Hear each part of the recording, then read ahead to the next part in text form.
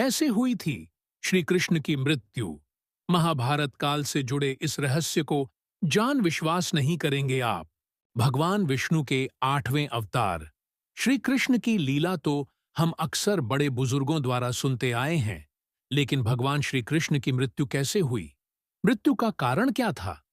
क्या श्री कृष्ण ने मृत्यु के बाद अपना शरीर त्याग दिया? और उनकी मृत्यु के बाद क्या हुआ? इन सब सवालों के जवाब जानने की जिज्ञासा हर किसी के मन में जरूर होती है।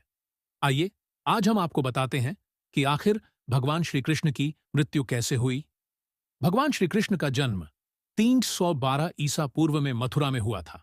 हालांकि उनका बचपन वृंदावन, बरसाना, नंदगांव, गोकुल और द्वारका आदि जगहों पर बीता। बताया जाता है कि महाभारत के युद्ध के बाद श्री कृष्ण ने द्वारका पर 36 वर्षों तक राज्य किया, जिसके बाद उन्होंने अपना देह त्याग दिया था। उस समय उनकी आयु 125 वर्ष थी। दरअसल उनकी मृत्यु के पीछे की वजह 2 श्राप हैं।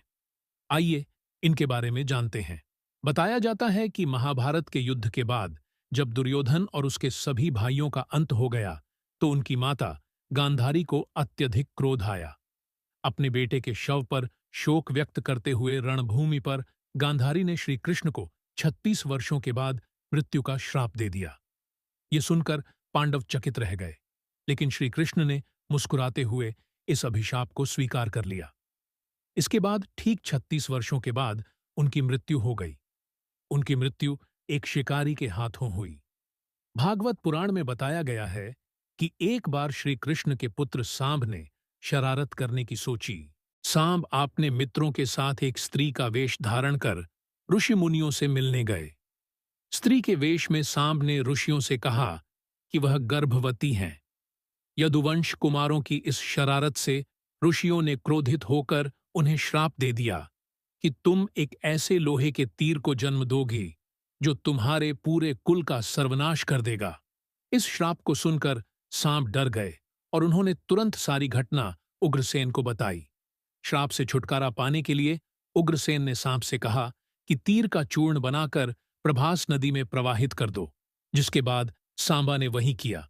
इसके बाद उग्रसेन ने राज्य में ये आदेश पारित कर दिया कि यादव राज्य में कोई भी किसी प्रकार की नशीली सामग्री का इस्तेमाल, उत्पादन या वितरण नहीं करेगा। इस घटना के बाद द्वारका में कई अशुभ संकेत देखने को मिले, जिसमें सुदर्शन चक्र, बलराम के हल और श्री कृष्ण के शंख रथ का अदृश्य हो जाना शामिल था। धीरे धीरे यहां अपराधों और पापों में भी बढ़ोतरी होने लगी और एक दिन सभी नगरवासी मदिरा के नशे में चूर हो गए और आपस में ही लड़ने मरने लगे। इस तरह सभी आपस में लड़कर मर गए। भागवत पुराण में बताया गया है कि एक दिन श्री कृष्ण पीपल के पेड़ के नीचे विश्राम कर रहे थे। तब जरा नाम के एक बहेलिये ने भगवान कृष्ण को हिरण समझकर उन पर तीर से प्रहार कर दिया, जिसके बाद श्री कृष्ण ने अपने देह त्याग दिया और उनकी मृत्यु हो गई। दरअसल इस तीर में उसी लोहे के तीर का अंश था जिसे सांब ने उग्रसेन के कहने पर चूर्ण बनाकर नदी में प्रवाहित कर दिया था। इस प्रकार ऋषि के श्राप के अनुसार ही समस्त यदुवंशियों का नाश हो गया और गांधारी के श्राप के अनुसार श्री कृष्ण की मृत्यु हो गई। ऐसी अद्भुत कथा सुनने के लिए हमारे चैनल को लाइक और सब्सक्राइब कीजिए।